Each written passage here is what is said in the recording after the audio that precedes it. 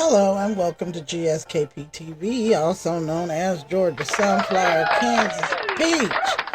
It is December 8th, 2025. You guys, hello there. Again, hello to all my peach trees and sunflower seeds. Today's topic is going to be Sean Combs, P. Diddy, The Reckoning. You know, on this channel, this is a place where we can talk about anything and everything. We do books, we do movie reviews, we do all kind of stuff. And you know what, guys? Speaking of the movie reviews, I've seen everything, but they have, in my opinion, oh my goodness, that's going to be our next video. After we finish this reckoning, we're going to talk about movie reviews because I've seen them, and especially those that are near and dear to us for persons of a certain age, but is new and exciting to these young folks. We're going to have to talk about those movies. Okay, as I was saying, we're going to talk about Sean Combs, P. Diddy, The Reckoning on Netflix. Let's finish listening to our theme song, get our little stuff together, and we'll get to the matters at hand.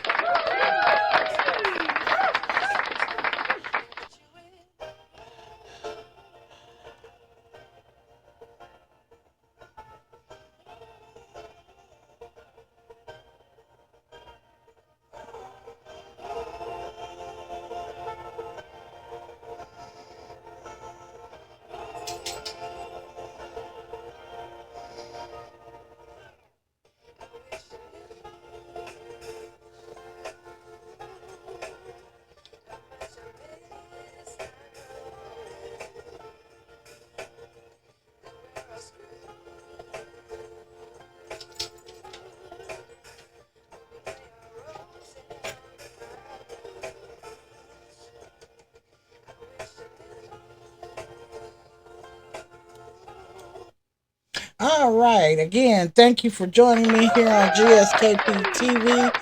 Thank you to all my peach trees and sunflower seeds. Make sure you like, comment, and subscribe, and that way we'll be up to date on things that we're talking about, and we can make suggestions about things that we would like to talk about or discuss. Now, as I was saying at the beginning, um, there's some things that we need to discuss and talk about as far as movie reviews because I have seen all the new latest movies just about, and I don't know why that has slipped my mind, but those are some things that we could get into. But as of today, um, we are going to be discussing uh, um, Curtis Jackson, 50 Cents, uh, Sean Combs, The Reckoning. Now, before we get started, I would like for us to watch this clip from Extra. And I don't know. I don't know if this clip is. Let's just watch it. And if not, we can find something else to give us more insight on what we're discussing. Okay? Let's watch the clip. You can't continue to keep hurting people and nothing ever happens. Sean Combs, The Reckoning, only 17 seconds long. This is the provocative tease for Curtis Jackson's four-part Netflix documentary about the disgraced and convicted music mogul. Wannabe ballers, shot callers, brawlers. Could it be the latest salvo in 50's long-standing war with Diddy? 50 Cent, baby. I sat down with Curtis just a few weeks ago. Let's talk about your current project. Well, I have 40 projects across 12 different networks. One of them, the new documentary. 50 announced it last year, tweeting, "I've been telling y'all about this weird bleep. You didn't believe me, but I bet you believe me now." Go, shorty. It's your birthday. His feud with Diddy blew up shortly after 50 hit it big. He claimed Diddy had information about the killing of the notorious B.I.G., claims Diddy denied. They even allegedly got into a physical fight at the 2012 BET Awards, and the bad blood continued. I'm not asking for forgiveness. I'm truly sorry. After Diddy apologized when CNN released a video of Diddy's hotel attack on Cassie, Curtis weighed in This is not going to work. When Combs was arrested last year, 50 tweeted, "Now it's not did he do it, it's did he done," and posted a bottle of Diddy oil. After Diddy's sentencing, 50 wrote, "To whoever was booking Diddy for speaking engagements, I heard he won't be able to make it." Tell me how to Instagram shade somebody. I need to know. What's the task? Before the Diddy trial, Curtis gave us his social media strategy to a perfect role. Usually, whatever they kind of give you a lead. Like Yeah. Whatever they're upset about, whatever they're doing, you look at them and you kind of look for the flaws of the person. Today, a source tells Extra that 50's doc covers Diddy's life from childhood to present and is, quote, "very balanced, not a hit piece." It premieres December 2nd.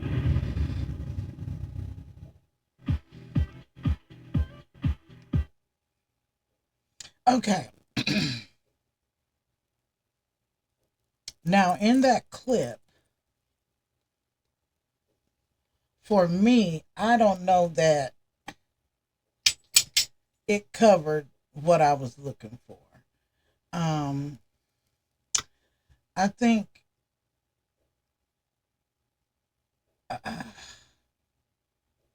I think that piece boasted 50 Cent's making of the film more than anything.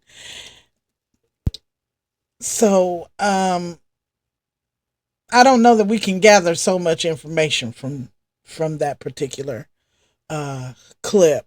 And I have to kind of be, I have to be careful about the things I show and things of that nature, because I could get in trouble, and two, they'll take the video down and it won't be seen at all. It won't, I'll be the only somebody that's able to see it.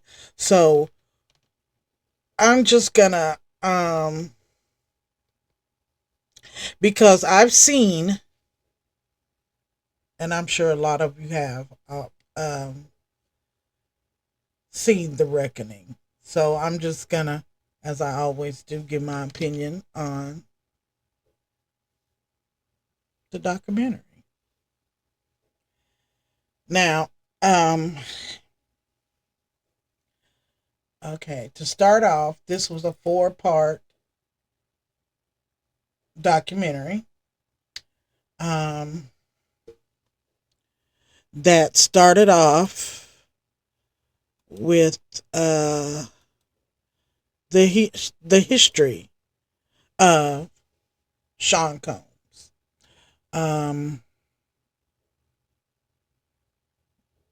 They spoke about his parents, how he grew up, what kind of people his parents were and are.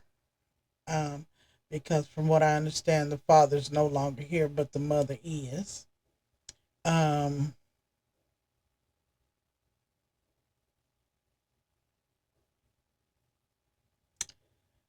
There was a picture painted in his childhood that he didn't come up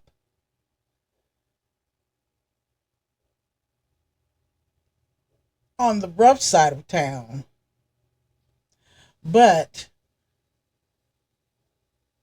he was raised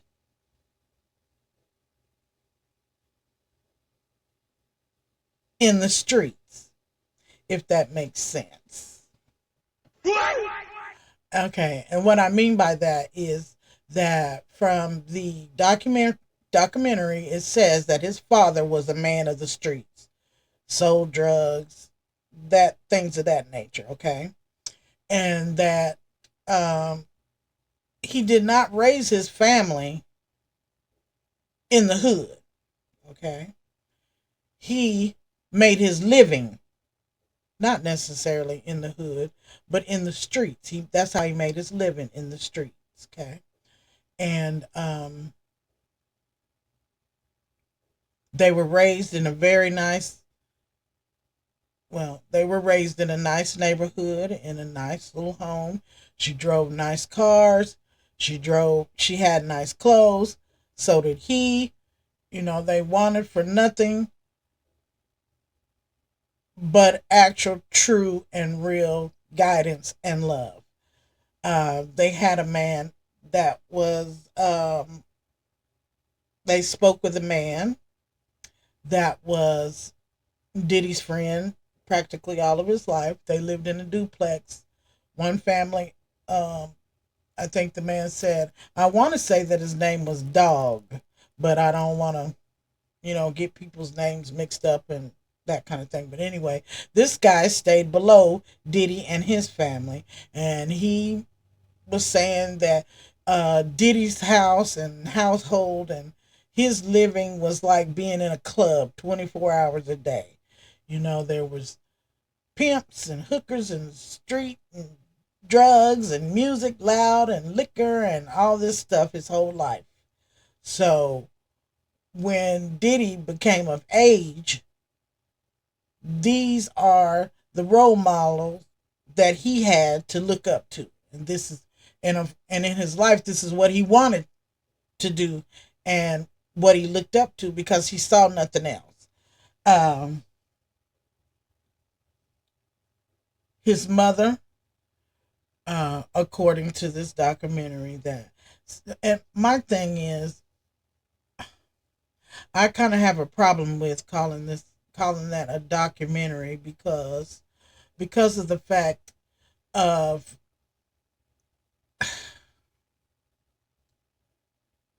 a lot of this stuff. I don't know how to say it. It seems to me as if these are people's opinions on him. How do we know that these are facts? Are these facts? You understand what I'm trying to say? But anyway, um I imagine there is um some documents proving these statements and or allegations. But anyway, he was brought up in street life, and his mother was also in street life, and because of his father, she was, uh, for lack of a better term, grandfathered in, so to speak, because it's like when you go to college and you're part of a fraternity and your parent is part of a fraternity, you can get into a fraternity because your parent was a part of that fraternity. I forget the term for that, but yeah, that's what this is. That's the vibe I'm getting from this, and this is how Diddy and his family came to be known in the streets. Okay. um as I was saying, his neighbor, they grew up together, so they were grinding together in the streets. You know, he Diddy, he just that was his means and modes of survival. That's what he knew, okay, as a child, and that's acceptable. But I feel like once you get of a certain age, you be out and you get out into the world enough to know and see that that's not right. That's not how people do. That's not how this works. And you make a decision once you reach a certain age whether or not you're going to be this way or that way. Okay? We can't always use how we came up, and a lot of people do. The way we came up is as an excuse for our conduct, and you 50 years old. No, we're not going to accept that. We're not going to accept that. I don't care if you have counseling or not or whatever or whatever. By the time you 50 something years old, you need to be done work that out and learn how to deal with that, because using that as an excuse to continue the behavior is not acceptable. I'm sorry. We all have been through things, and we learn to deal with that and move on. That's strictly my opinion. And I know everybody's opinion isn't like that, but you have to come to a time in your life where, no, we're not doing this anymore. Because as the scripture says, when I was a child, I did what children do. As a man or woman, you do what grown people do. So I'm not going to accept that as an excuse for Diddy's behavior, nor am I going to accept this as an excuse for 50 Cent's behavior, because 50 Cent ain't doing nothing but picking. Now, that's all he's doing. He ain't doing nothing but picking.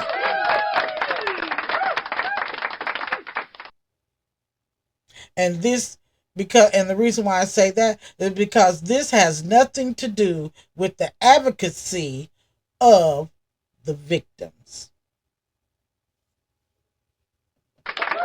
That's not what this is about. This is about getting at P. Diddy or back at P. Diddy for something. That is what this film is about. This is not about helping the victims. This is not about giving people insight about what may happen to you or safety or anything of that nature. That is not what this film is about. Now, I'm sorry, but it is not.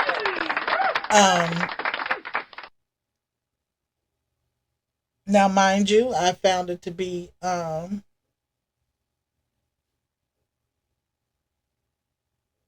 it was well put together. It looked like a documentary. It sounded like a documentary. But for those of us that are of a certain age, these things between 50 and Diddy is not new to us. This is not new. They've been doing this for 100 years. And the idea that this information is revolutionary is not, it is not. Okay. We've been aware of Diddy's white parties for ever. Okay. And as adults, we have an idea. We're not, you've been to a party or two, so we have an idea of what has been going on and what was going on at those parties. Now, do I agree with what was going on and happening? Absolutely not. But we have to consider that those are persons that are of consenting age and they do whatever they want to. That's their business. Okay, anyway, okay, that was the first part of this documentary. The second part is, if I remember correctly, they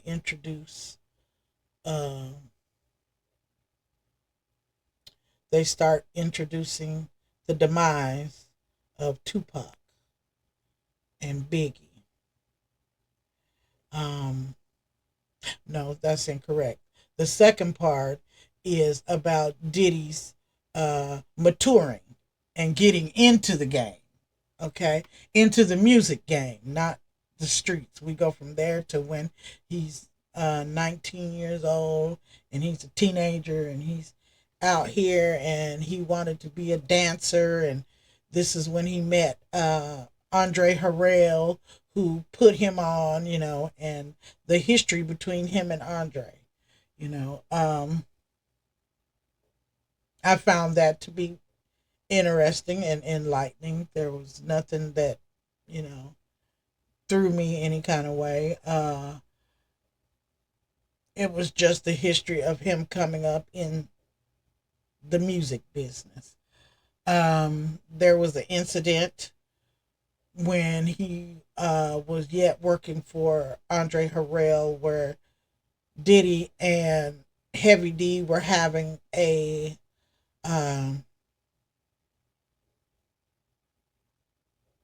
basketball game, a celebrity rapper basketball game.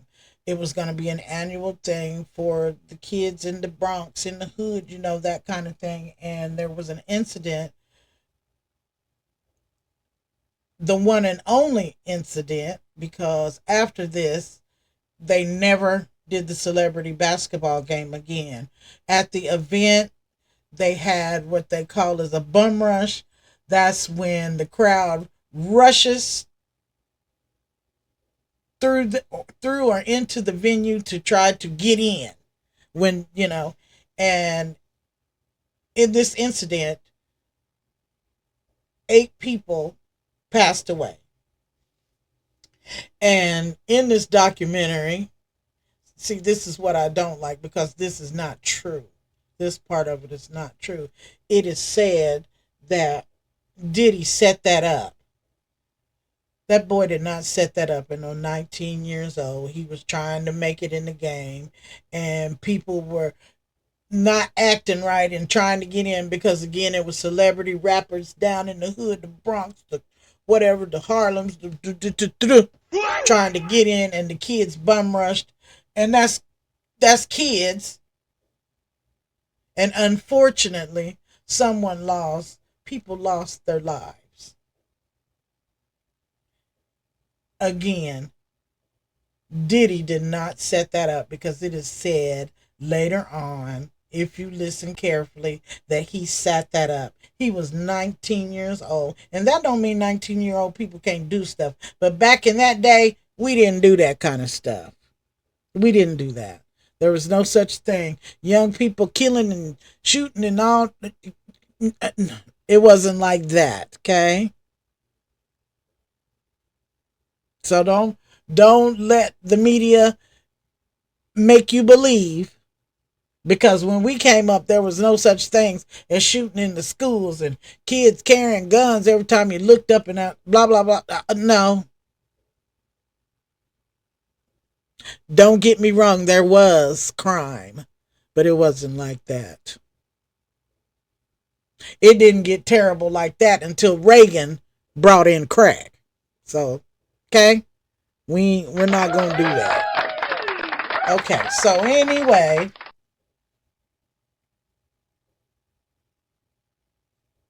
I found that to be interesting because they no longer had the celebrity and the celebrity basketball game, and Diddy and Heavy D did not do that again, and there were no charges filed against him because he didn't do that. That was not of his doing, and I am not on the side of Diddy for whatever he did or didn't do, but I didn't think that was fair and right for them to say that he set that up.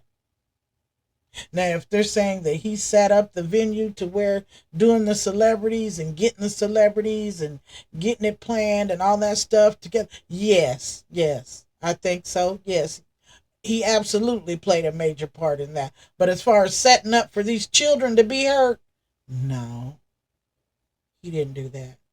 And the way it's presented, that's the way it sounds. He didn't set those children up to be hurt. Not at 19, he didn't. Working with Heavy D and Andre Farrell, no, he wasn't doing that. No, I don't agree with that. But anyway, later on down in the film, they continue the history of Andre and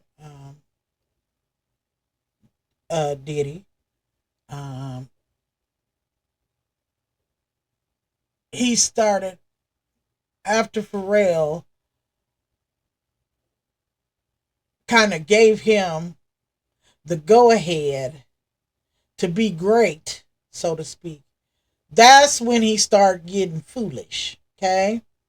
Because when he told Diddy, I'm just gonna let you handle it, make me proud. That is when Diddy start getting crazy, power hungry, because he did, whether we like him or not, he did a great job. He made Jodeci. He made Mary J. Blige. 112. Group after group after group. Even though he cheated and he mistreated those people. Okay? I do not agree with how he handled them. He was terrible. And he should pay. Monetarily and physically. Yes, he should pay. But you cannot take the talent from him. P. Diddy's not a singer. He's not a rapper. He was a good dancer, but Diddy knows how to shuffle, hustle, numbers, money. Like it or not, he's not a dummy. He's not a dummy. He's an arrogant, self-centered, drunk on power and money fool.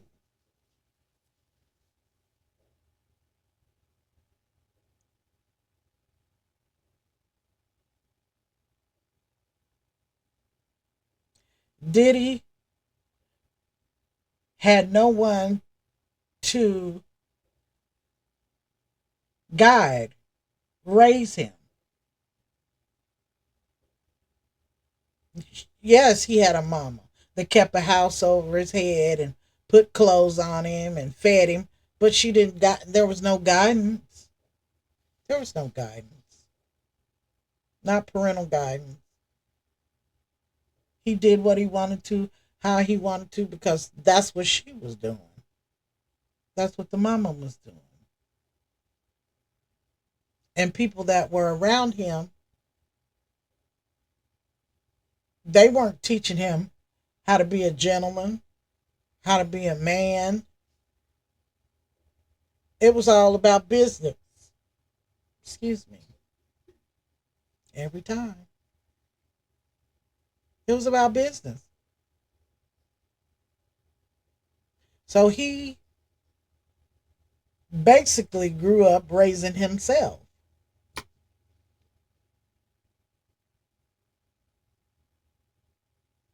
There is a part in the documentary where something, I can't remember what it was, something happened and P. Diddy was upset about it, and his mom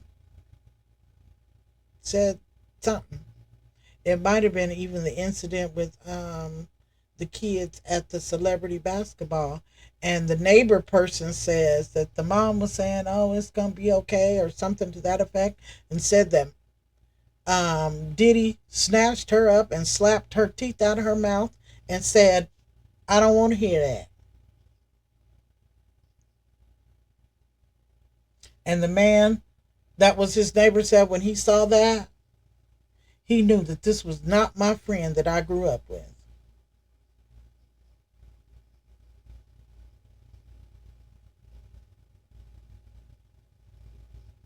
And that was just the unleashing of Diddy. The man said if he could slap his mother, what do you think he would do to someone else? Any one of us? Anybody else?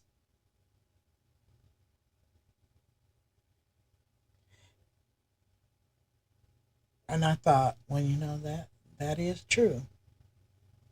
That is true. So later on, um, in this part too, it was later. That is when the introduction of the demise, like I said earlier, the demise of Tupac and Biggie. This was in part three. Um,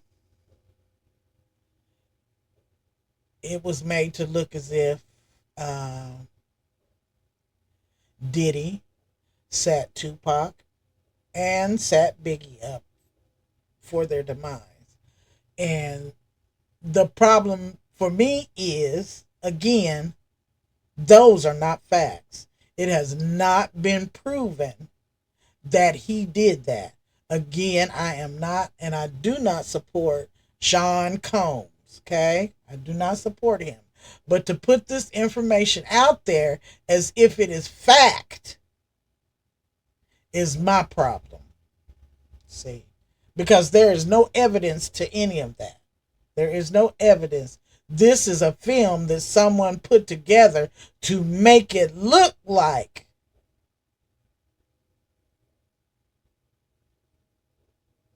he did those things. See? And that is my problem with this 50 Cent. And like I said, this film is not about the advocacy of the victims. This film is about getting back or getting to Diddy for some reason, which later on I think is pretty evident or somewhat evident why. And it was a woman and some money.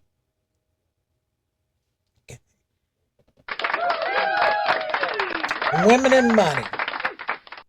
They, that can always start a fight. Women and money cause problems. But again, they talked to during this documentary. Okay, and then after you guys, I'm trying to remember because it was a lot, but it wasn't because, like I said, for us that are of a certain age, these allegations about Diddy are not new. You know, we've been knowing about Diddy and them since 1990. You know, all this ever since Tupac and Biggie. You know how many years ago that is and has been. You know that we as an age group know about this. So it's not so much revolutionary as I've stated to us as it is to the younger generation.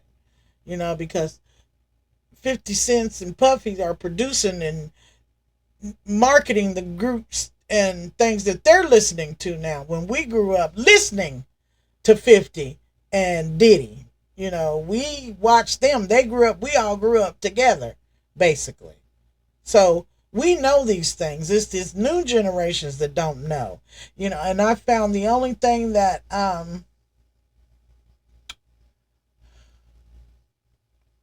only thing really that was eye opening to a lot of us is possibly his relationship with men.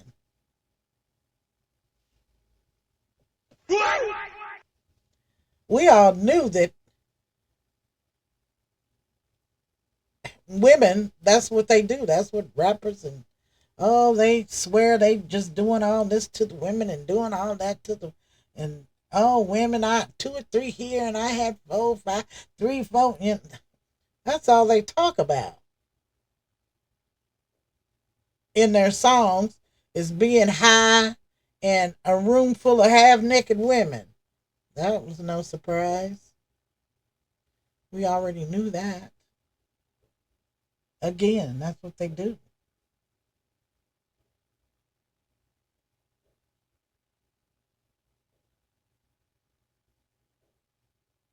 So that's my thing about this Reckoning film. Now, of course, eventually they introduced the Cassie situation, which um, I kind of commend him because they didn't play the sympathy card about Cassie. But oh, she was such the victim, and oh, poor Cassie, and oh, jurors and just common folk alike came and said, "Now, Cassie, I'm sorry. You know, we hate that he beat you up. We do not condone the violence. That's for sure. We do not condone the violence, the DV. Okay, but you kept going back. You didn't have to keep coming back."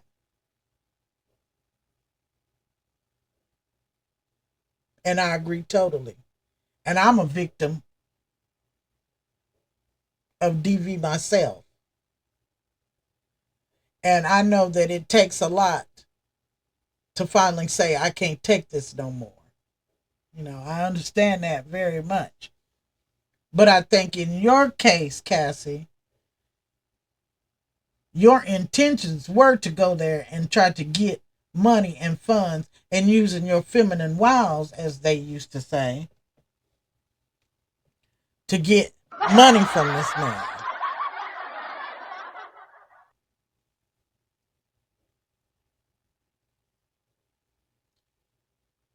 But the problem with that was you didn't realize the cost of getting his money.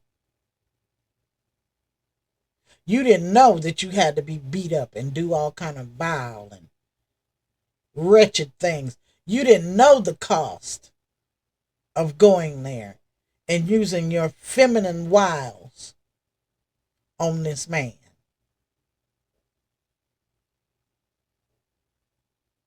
Again, she didn't realize the cost. She got her money in the end. It took a long time and she got her money. But the cost was great. And again, like some people said, we can't feel sorry for you because you kept going back. We don't feel, we hate that it happened, but we don't feel sorry because you kept returning when you simply could have, once he let you go, you didn't have to come back.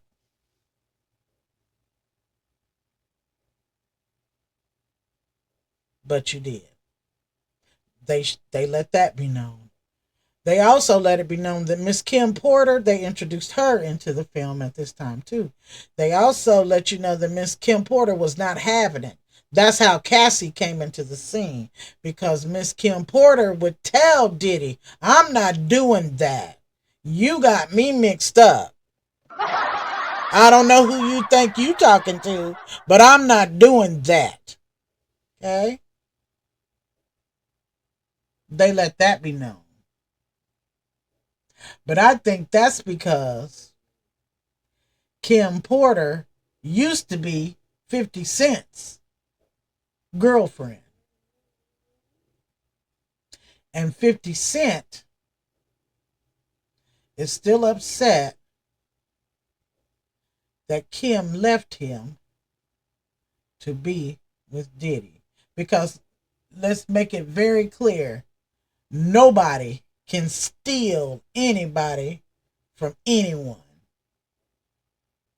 If your mate, girlfriend, boyfriend, girlfriend, whatever, significant other decides to interact with somebody else, that's because that's what they decided. Only way that you are stolen from someone is if they come and put some tape over your mouth, hold a gun to your head and tie your feet up and snatch you up out of that house. That's stolen. But when they get up and walk out on their own fruition, that's what they wanted to do. So let's stop this about they were stolen. Because if someone wants to stay and be with anyone, there is nothing on this earth that can move them if that's where they want to be. So the idea that Diddy stole Kim, no. That's where Kim wanted to be. And that's where Kim went. And she found out the price she had to pay too was great. She found out the grass wasn't so green.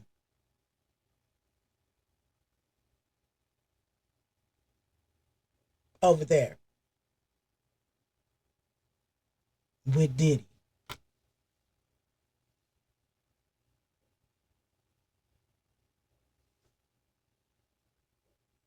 I like the fact that he respected her despite what happened between them. He made it very clear that Kim wasn't playing no games with Diddy and said it out loud in his face. And that's the reason why they were no longer together. Not because Cassie came up in there and she wooed and light skin and she just so beautiful and all. No.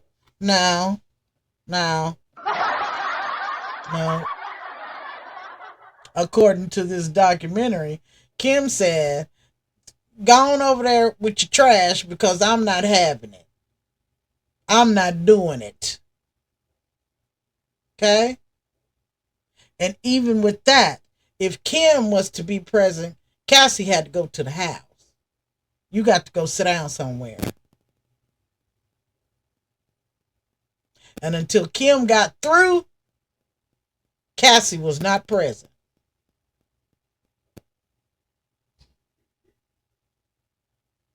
I hear you, Miss Kim Porter. Yes, ma'am. Get him in line. Gather. Okay? I appreciated that.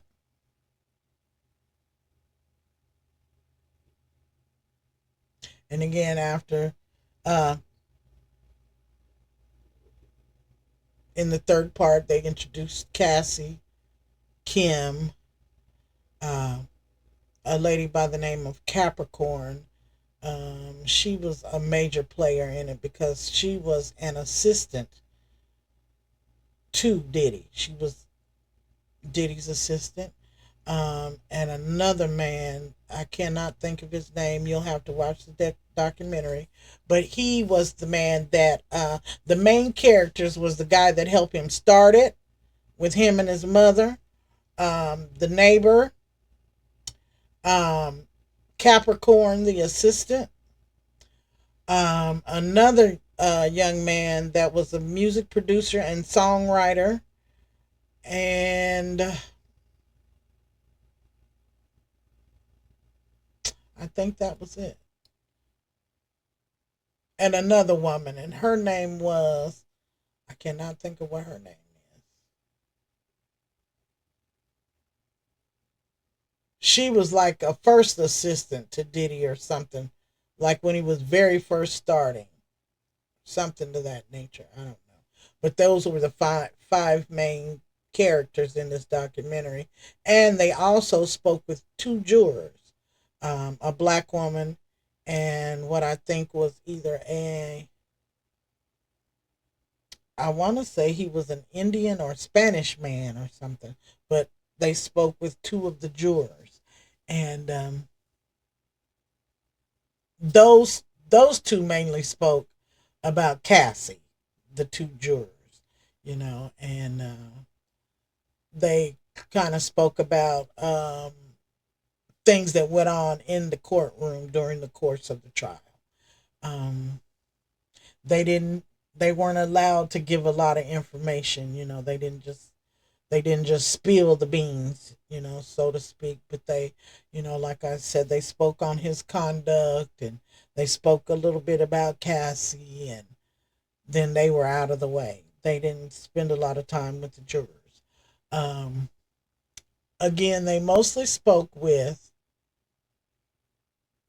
Capricorn, a guy named Dog, and the man that helped to start Diddy's Bad Boy Company. And I cannot think, it was him, Diddy's mama, and Diddy. And that's who they spoke to mostly. And I like the fact that those people spoke very well. They put it out there. They said what they had to say. It was plain. It was clear. It was concise. I liked that very much. They did not have persons on there talking about, oh yeah, you know what I'm seeing, and all that old foolishness. They didn't have that. They had people that could talk with sense, and I was so proud of that, because when it comes to the hip hop culture, they always portray them as if, and that's how they portray themselves too now. It's not, because when you say, oh yeah, you know what I mean, you can walk around, and they can't talk. They don't know how to talk with sense. And I'm glad that they did not one time did they have any of that. I must commend 50 for that. I must commend 50 for that. Even the footage of Biggie speaking, the footage of Tupac speaking, the entire documentary, they never ever showed that. And I was so glad, because I thought it was going to be, Honestly, I thought it was going to be a lot of that, and I didn't have time to hear that foolishness when I was young and in the culture myself. When you come talk, what's up, my boy? Nah. Now that is not how you talk. You from right down here on 10th and Florence. I don't care what kind of music you listen to. That is not how you talk. Now, right down here on Pine Street. That is not how you talk. Cut it out. And even in them boroughs and all, them fools practice talking like that. That's foolishness. Yo, boy, yeah. That is not how you carry on conversations. When you sitting up in them boardrooms with them white folks that's funding you, you ain't talking like that. So cut it out. I'm very proud of Curtis Jackson for that. Thank you, Mr. Jackson. Thank you.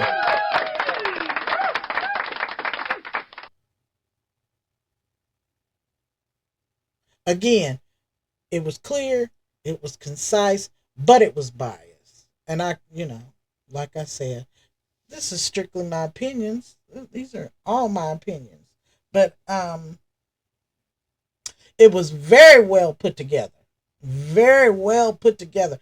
The way they put that documentary together, you could take it as fact. The way they put it together. It wasn't no silly, like I said, foolishness. It was actually a documentary. It was formatted. It was formatted to look like a very serious, fact-based film. It really was. It really was. And I can give, I can't think of the word. I can give him his just due. I can do that because it was put together well. It really was. But now, of course, the ending, the fourth part to this is Diddy's arrest, and things of that nature. And now, what I didn't, now see, this is the part that got me, is what happened to all the children he was supposed to be trafficking. There was no mention of that. They were saying that he was trafficking children and he was abusing children and he was doing all this to children and to children. There were no children mentioned. There was no Justin Biebers. There were no Ushers. None of that was even mentioned. And that was a big part of his trial. It's the children. And the young women, the young underage women that he was supposedly trafficking. There was really no talk about that. The only young woman that they even mentioned, well, no, there was a couple of, because it was Cassie. I forgot about Daddy Kane, her lame self. And she read a letter that somebody walked in on her, and she was supposed to be so high, and she was having relations with Diddy and another man, and she don't remember. Anyway, she read a letter somebody had submitted, I guess, to the courts on what they had witnessed. So I don't know about all that, but anyway, I had forgot about her. Sorry, but yeah. But and see, that's my thing, because they didn't talk about all these young underage women that he allegedly mistreated. See, that wasn't brought up too much. Again, it was spoken of here and there, kind of hit and miss, but it wasn't really about the victims. It was more about Biggie and Tupac and their demise. That is what it was really about. Though some of those other things during the course of the documentary was mentioned, it was mostly about Pac and Biggie. It really was. And his treatment of those persons that worked under him. How he's, scammed them out of their money and wouldn't pay them and didn't pay them and then threatened them and mistreated them and, you know, just horrible. But they never mentioned the children, supposedly. I don't know if that was because that was something that was maybe contractual that they couldn't mention, you know, but I did notice that it wasn't talked about. Um, they talked about the fact that it was found out that P. Diddy, after arranging this large funeral going thing for Biggie, that Biggie's estate ended up paying for his funeral. Um, it was formatted, that Puffy was, oh, me and Biggie, we were such best friends and this, that, and the other. And it was also said that he and Biggie were not that great of friends, other than work, that was it. It was a lot of things that were eye opening, but not actually, again, like I said, revolutionary or things that we haven't seen or heard before, especially for persons of a certain age. For those of us that grew up right along in there with Diddy and Puffy and Pac and 50 Cent. And, that was our music. That's not y'all's music. That was us. Heavy D, Puffy, 50, you know, Craig Mack and all them. That was our music. See, that's when we was young and out here doing it big and all that. That was us. So these things, again, are not surprising or revolutionary. It's good. It's refreshing our memories. For that. Oh yeah, I forgot about that. Oh yeah, I remember. That's what it is for us. You know. And again, as I keep saying, for the younger generation, this is new and revolutionary for them. But again, it was an interesting watch. It really was. For the newcomers now, excuse me, the newcomers, you have to take this with a grain of salt because a lot of these things are not fact. Okay? A lot of the things aren't fact. These are allegations and assumptions because these things that are being said, especially as far as Biggie and Tupac, are simply allegations.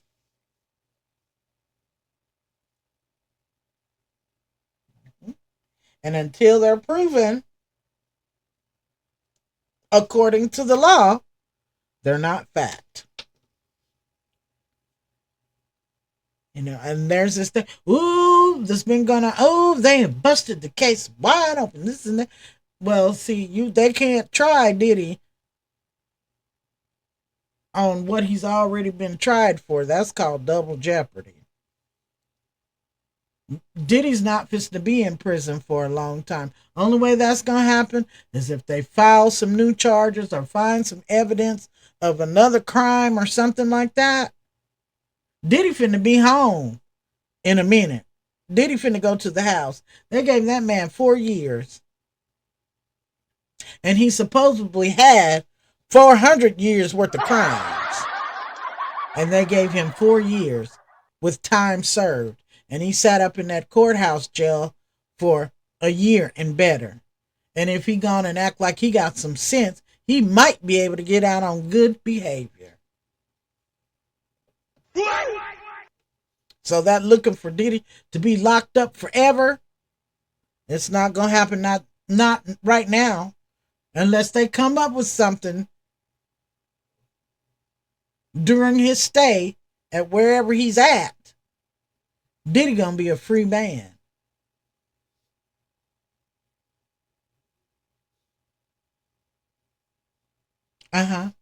He's gonna be a free man. And understand me, I do not advocate anything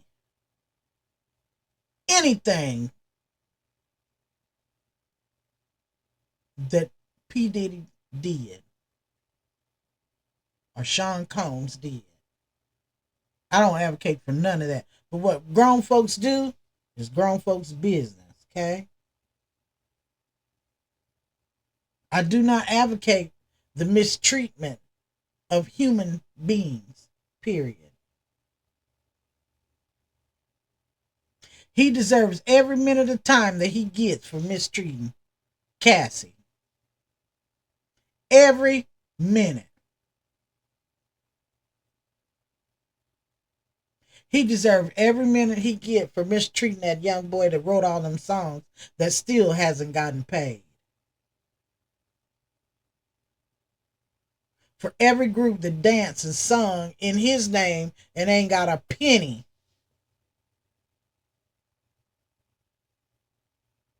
He deserves every minute he gets.